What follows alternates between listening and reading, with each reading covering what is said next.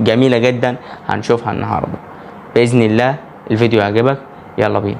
يستعد نادي الزمالك إلى مواجهة نادي المصري البورسعيدي في الدوري المصري الممتاز على استاد برج العرب بالإسكندرية اليوم في تمام الساعة 7 مساء بتوقيت القاهرة، ضمن منافسات الأسبوع 26 من الدوري المصري الممتاز.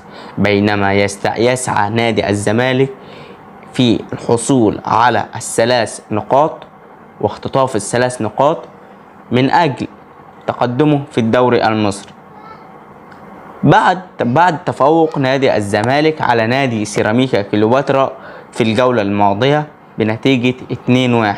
ويحتل نادي الزمالك المركز 11 في الدوري المصري الممتاز برصيد 31 نقطة بعدما لعب 18 مباراة وحقق 9 انتصارات.